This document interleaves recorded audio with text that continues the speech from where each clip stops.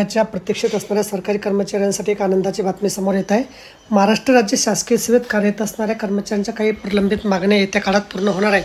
खरं तर सरकारी कर्मचाऱ्यांच्या माध्यमातून आपल्या प्रलंबित मागण्यावर लवकरात लवकर निर्णय व्हावा यासाठी सातत्याने सरकारकडे पाठपुरावा केला जात आहे।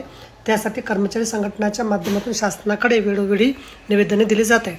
दरम्यान आता कर्मचारी संघटनांचा पाठपुरावा यशस्वी होईल आणि कर्मचाऱ्यांच्या काही प्रलंबित मागण्या पूर्ण होतील अशी आशा व्यक्त होत आहे।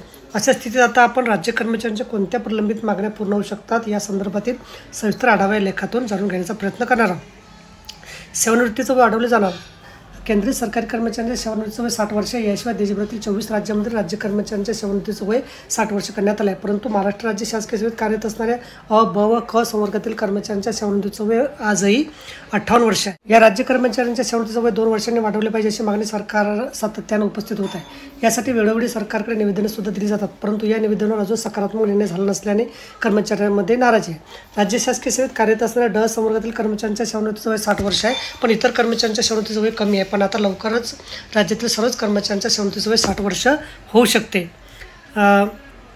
गेल्या सरकारच्या काळात मुख्यमंत्री एकनाथ शिंदे साहेब यांनी या प्रस्तावावर सकारात्मक निर्णय होईल असं आश्वासन दिलं होतं, पण अजून शासन स्तरावर या संदर्भात काहीच हालचाली झालेली नाही। पण येत्या काळात या संदर्भात निर्णय होण्याची अपेक्षा मात्र आहे।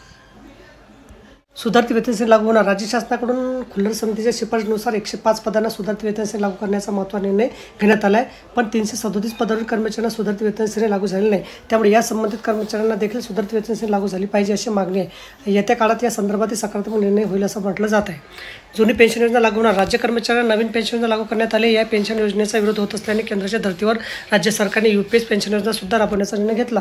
म्हणजे आता राज्यातील कर्मचाऱ्यांना NPS किंवा UPSचा पर्याय निवडता येणार आहे, परंतु UPSमधून देखील जुनी पेन्शनचा लाभ मिळणार नसल्याने कर्मचाऱ्यांच्या माध्यमातून पूर्वलक्ष्य प्रभावाने ओल्ड पेन्शन स्कीम लागू करा अशी मागणी उपस्थित केली जात आहे। तर बघा अशा प्रकारे अत्यंत महत्त्वाची माहिती आपल्याला समजली असेल। व्हिडिओ सुद्धा आवडला असेल लाईक करा, शेअर करायला विसरू नका। धन्यवाद।